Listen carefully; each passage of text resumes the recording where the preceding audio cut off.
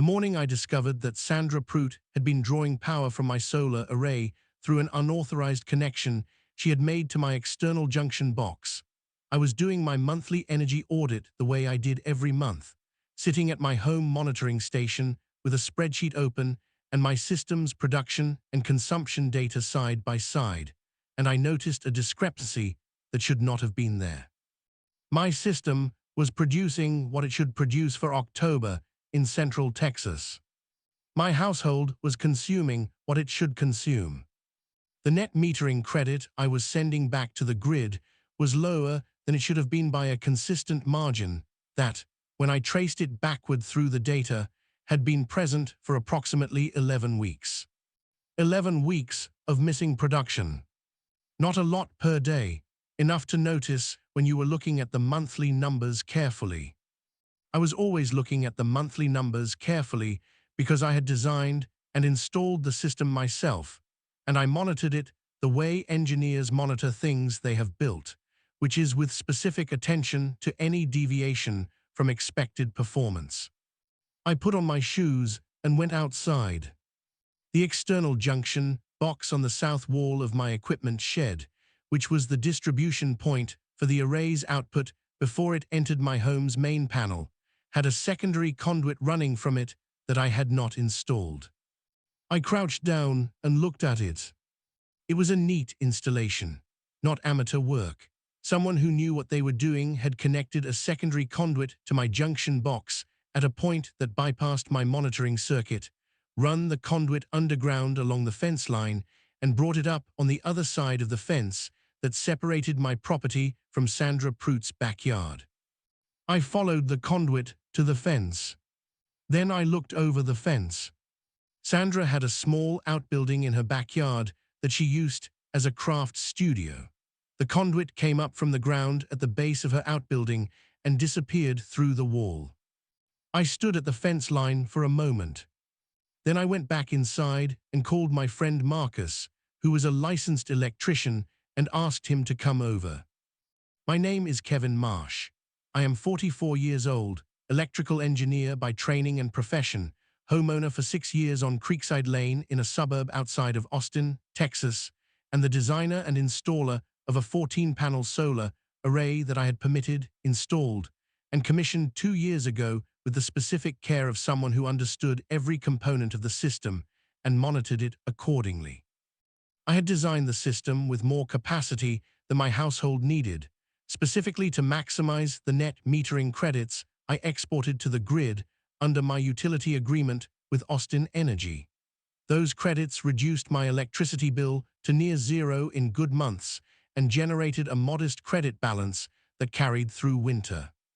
The system was a financial and environmental investment that I had designed carefully and that was performing exactly as I had designed it to perform, minus the 11 weeks of diverted output. Sandra Prout had lived next door for 4 years. She was in her early 50s, recently divorced, and had moved into the house on Creekside Lane from what I gathered had been a more expensive property in a different neighborhood. She was pleasant in the distant way of neighbors who acknowledged each other but did not develop a friendship. We had exchanged occasional words about the shared fence line and once about a tree that was dropping branches on her side. I had not known she was drawing from my solar array. I did not know how she had come to do it or who had made the installation for her. What I knew once Marcus had examined the connection was that someone with real electrical knowledge had made a competent and deliberate unauthorized tap into my system. Marcus crouched at the junction box for 10 minutes with his testing equipment. Then he stood up and said, "Kevin, this is not a random person who found an opportunity. This is a planned installation. The bypass of your monitoring circuit is specific knowledge." I said, "Someone who knew the system." He said, "Someone who knew your specific monitoring configuration well enough to route around it. Most systems would not have this. You built yours with the monitoring integrated. To bypass it, you have to know it is there." I said, "Who would know?" He said, "Someone who had access to your installation documentation or who examined your system closely." I thought about that. I had submitted my installation permit to the city building department. The permit was a public document, but it did not contain system-specific monitoring details. I had commissioned the system through Austin Energy's net metering program. Austin Energy had my production data, but not my internal configuration. The only person outside those channels who had seen my system documentation was my neighbor on the other side, a man named Howard Chen, who had been interested in installing his own system and had asked me for advice 2 years ago. I had shared my design documents with Howard as a courtesy. Howard had decided not to proceed with his own installation. Howard was friendly with Sandra. I did not know how friendly. I called Marcus back after he had left and asked him a question. I said, "Marcus, the installation quality, what level of electrician are we talking about?" He said, "Licensed journeyman at minimum, possibly master. The work is clean and the component selection is appropriate. This was not done by someone watching YouTube videos." I said, "Is there a way to identify who did the work?" He said, "The conduit fittings and the specific wire gauge selection. It is a style. I would recognize it if I saw the same person's work elsewhere." I said, "What if I told you my neighbor on the other side of Sandra is a licensed electrician who had access to my system design documents?" Marcus was quiet for a moment. He said, "I would want to see Howard Chen's other work." I said, "I have photographs of the junction installation he did at my other neighbor's property last spring. He was replacing their main service entrance." I sent the photographs to Marcus. Marcus called back in 20 minutes. He said, "Same fittings, same wire gauge selection, same conduit routing style." I said, "Howard Chen." He said, "I would say yes with high confidence." So the picture was becoming clearer. Howard Chen had seen my system design documents 2 years ago. He had shared or used that knowledge to help Sandra Prout make an unauthorized tap into my solar output. The installation had been running for 11 weeks, diverting a portion of my array's production to Sandra's craft studio. I called my attorney, Dennis Holt. Dennis listened to the full account. When I finished, he said, "You have an unauthorized electrical connection to your private solar installation that has been diverting power for 11 weeks. I said, "Correct." He said, "The connection bypasses your monitoring circuit through knowledge of your specific system configuration." I said, "Correct." He said, "And you have a licensed electrician neighbor who had access to your design documents and whose work style matches the installation." I said, "Marcus's assessment with high confidence." Dennis said, "Kevin, this is not an HOA matter. This is utility fraud, criminal trespass, and potentially criminal mischief under Texas law." I said, "I know." He said, "The Texas Penal Code has specific provisions on unauthorized use of another's property and on tampering with utility systems." I said, "I looked them up." He said, "Of course you did." He said, "Before we do anything, I need you to document the current state of the installation without disturbing it. I need your monitoring data showing the 11-week discrepancy, and I need Marcus's professional assessment in writing." I said, "Marcus is preparing a written assessment today." He said, "Good, and Kevin?" I said, "Yes." He said, "Do not disconnect the tap yet." I said, "Why?" He said, "Because a tap that is still running is evidence of an ongoing offense. A tap that has been disconnected is evidence of a past offense. I want the regulatory agencies to see it in place." I said, "Which regulatory agencies?" He said, "Austin Energy has a specific fraud investigation unit for unauthorized connections to customer generation systems. The Public Utility Commission of Texas has jurisdiction over net metering fraud. And depending on how we characterize the conduit crossing the property line, there may be a property rights component that adds Texas criminal trespass." I said, "3 agencies."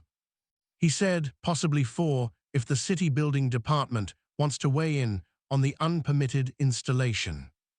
I said, an unpermitted electrical installation connecting to a permitted solar system. He said, which would require a building permit under Austin's electrical code. I said, there is no permit for this installation. He said, I assumed not. He said, Kevin, I want to think about the sequence before we file anything. The regulatory agencies will move faster and with more authority than a civil complaint. If Austin Energy's fraud unit opens an investigation, they can access records and compel cooperation in ways I cannot. I said, what is your recommended sequence? He said, Austin Energy first. File the fraud report today with your monitoring data and Marcus's assessment attached. Let their investigation develop. Then the city building department on the unpermitted installation. Then civil action for the diversion damages. I said, and the criminal referral. He said, Austin Energy's fraud unit coordinates with law enforcement. If the investigation supports criminal referral, they will make it. I said, timeline. He said, Austin Energy fraud investigations move faster than you might expect because unauthorized generation taps are a priority issue for them. A week to open, 2 to 3 weeks to investigate. I said, I can wait 3 weeks. He said, one more thing. I said, yes.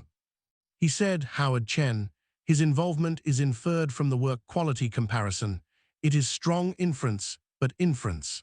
I want the agency investigation to develop the direct connection before we name him in any civil action. I said, agreed.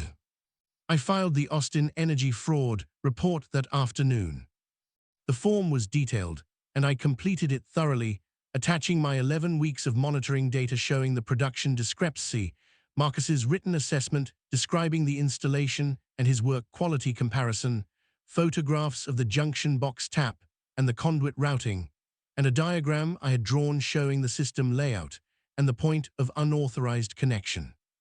The Austin Energy fraud investigator, a man named David Park, who called me the following morning, said, Mr. Marsh, I have reviewed your report and the attachments. This is one of the most thoroughly documented unauthorized generation tap reports I have received in 8 years with this unit. I said, I am an electrical engineer. Documentation is professional practice. He said, I can see that. I am going to need to access your system and the installation. Are you available tomorrow? I said I was. He came the following morning with a colleague and an Austin Energy electrician. They spent 4 hours on the property. They photographed and documented every component of the unauthorized installation. They pulled the conduit at the junction box and traced it to the fence line. They identified the crossing point. They did not cross onto Sandra's property without her consent, which they did not have and did not seek that day. At the end of the inspection, David Park said, Mr. Marsh, I want to update you on what we have found and where this goes.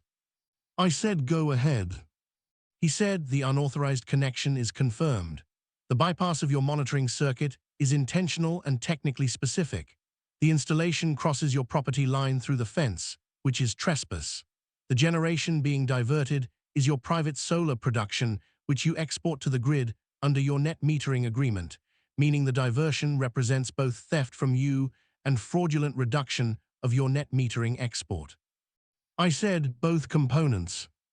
He said, the net metering component is significant because it affects your utility contract, not just your household consumption. You are contracted to deliver excess generation to the grid. Someone else consuming that generation before it reaches your metering point is interfering with that contract. I said, what is the value of the diverted production? He said, we will calculate that from your monitoring data. At current Austin Energy rates for residential net metering, the 11-week diversion at the rates your data suggests runs approximately $2,400. $2,400. Not a fortune, enough to matter, and enough, when combined with the criminal and civil dimensions, to produce consequences that Sandra Pruitt and Howard Chen had not anticipated when they decided that my solar production was available for their use.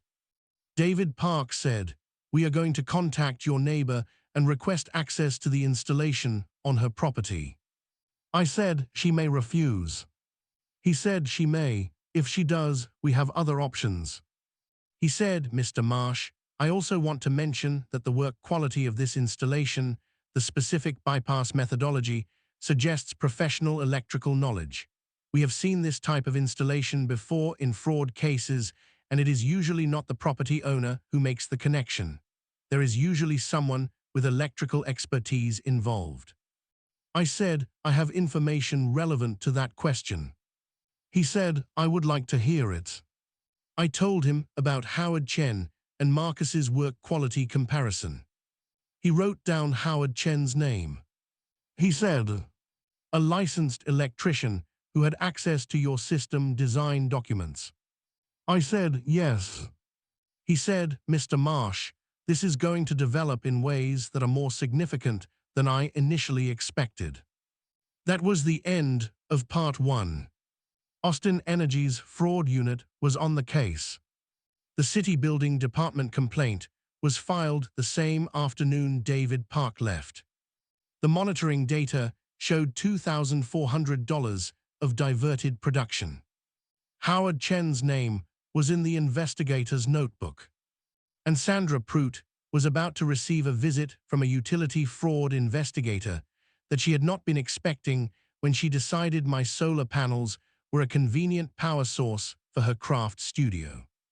Part 2 is where the investigation arrived at her door and where the full accounting of what an unauthorized electrical tap to a permitted solar system actually cost became clear.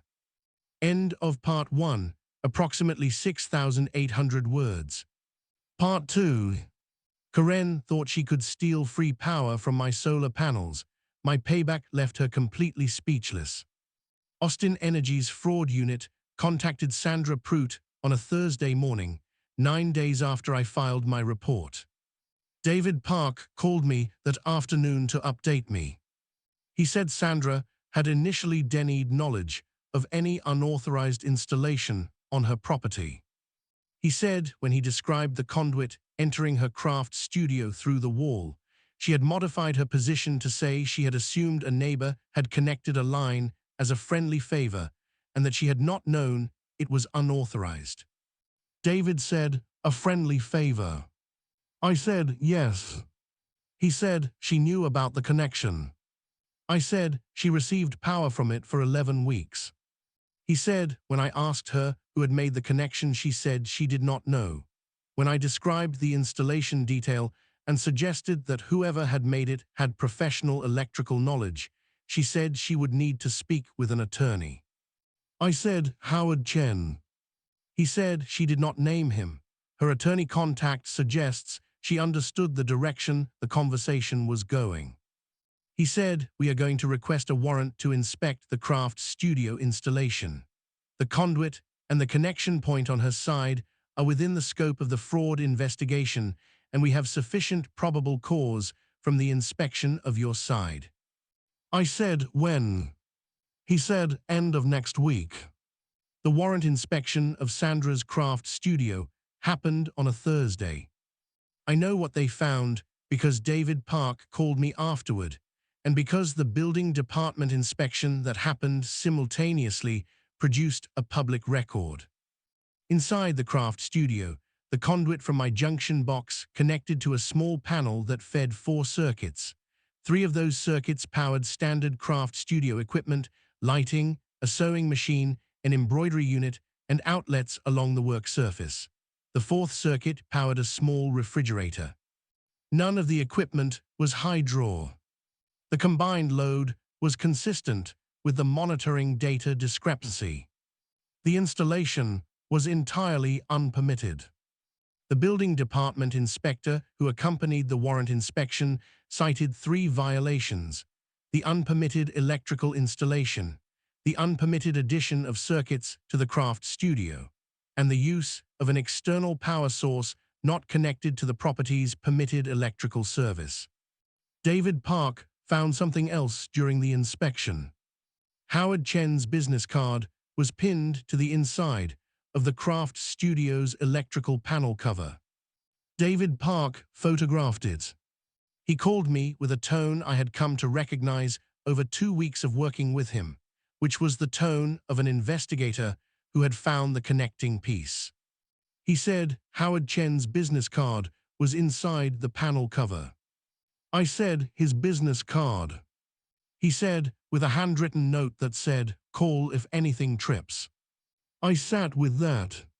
He said, his handwriting, presumably. I said, presumably. He said, we are going to contact Mr. Chen. Howard Chen received a visit from David Park and a colleague the following Monday.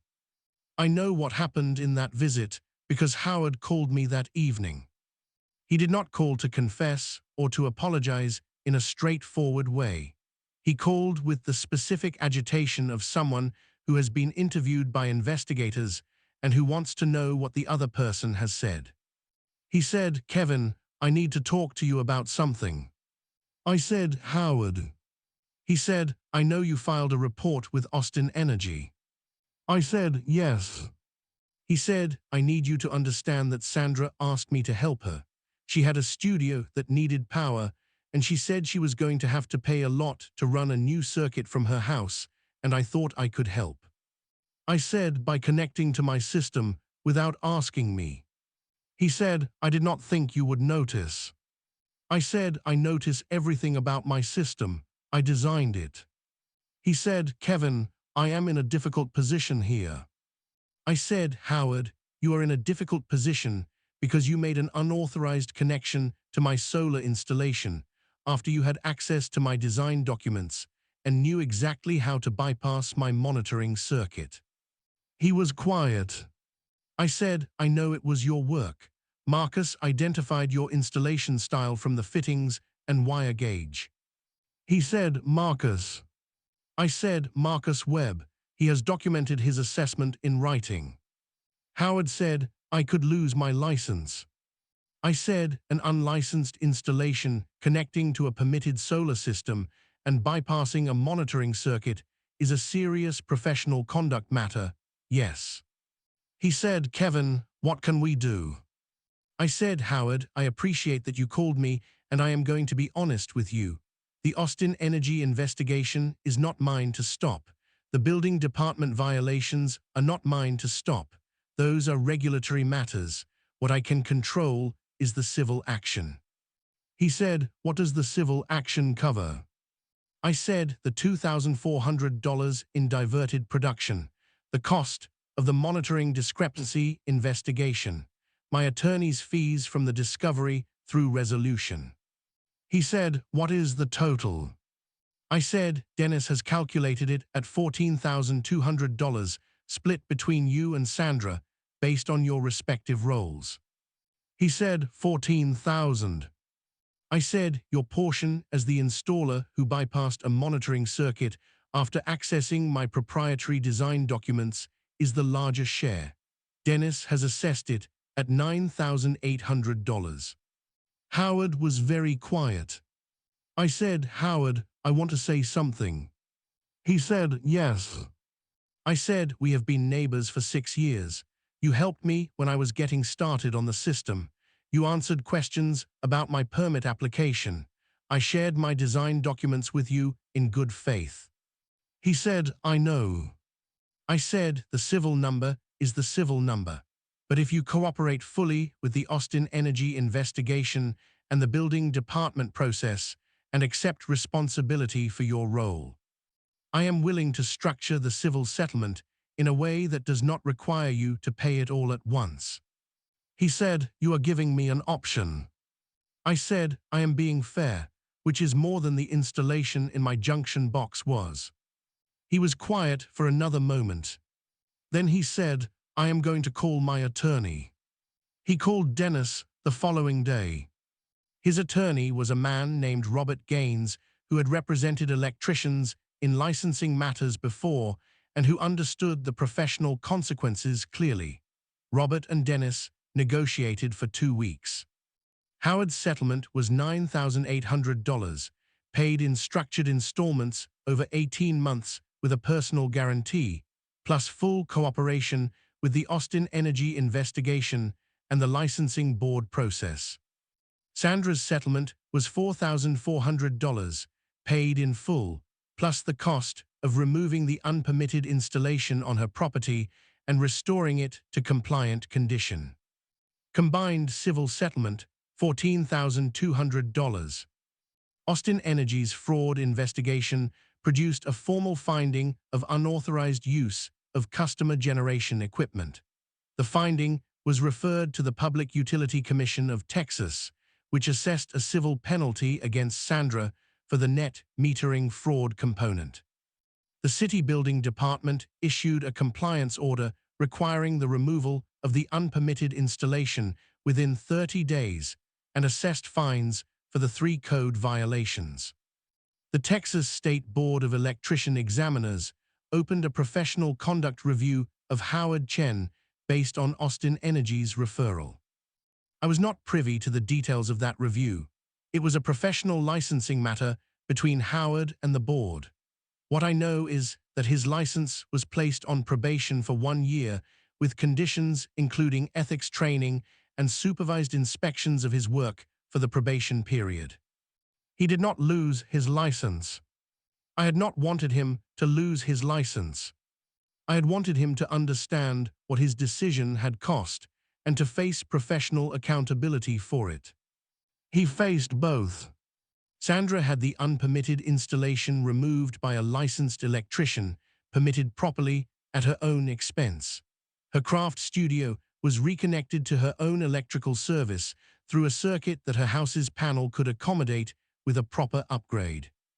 The upgrade cost her more than the free power she had been drawing from my system. David Park called me when the investigation was formally closed. He said, "Mr. Marsh, I want to tell you that this case has been used as a training example in our unit for thorough complainant documentation." I said, "I am glad it was useful." He said, "The 11 weeks of monitoring data, the production discrepancy analysis, the work quality comparison from your electrician friend. Most complainants cannot give us half of that." I said, "I monitor my system every month. The data was there." He said, "Most people would have noticed the bill was lower and assumed it was a good month." I said, "I designed the system. I know what a good month looks like and what a discrepancy looks like." He said, "That is the difference." I said, 20 years of engineering work." He said, "It served you well." The junction box on my equipment shed was restored to its original configuration by Marcus, permitted and inspected the same week the investigation closed. The conduit was removed. The bypass was eliminated. The monitoring circuit was confirmed intact. I ran my next monthly energy audit 4 weeks later. Production exactly as expected.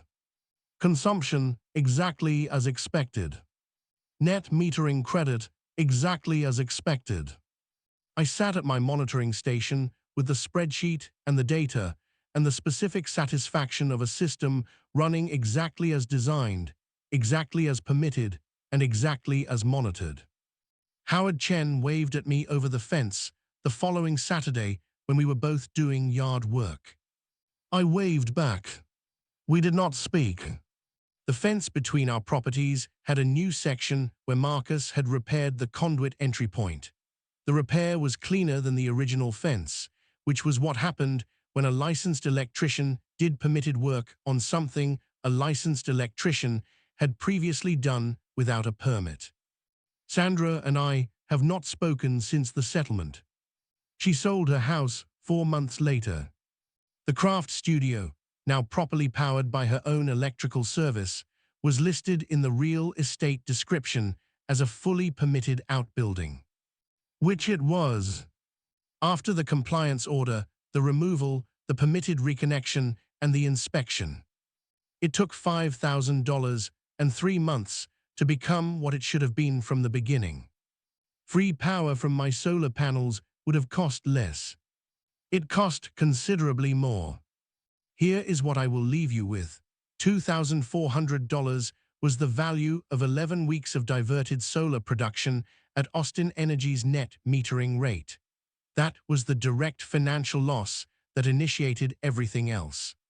The monitoring data that revealed it cost me nothing because I maintained it as a professional practice. The monthly audit that found the discrepancy took me 45 minutes because I did it every month and knew what to look for.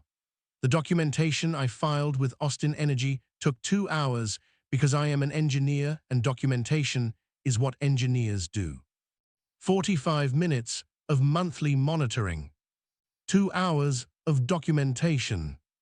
$9,800 from Howard. $4,400 from Sandra.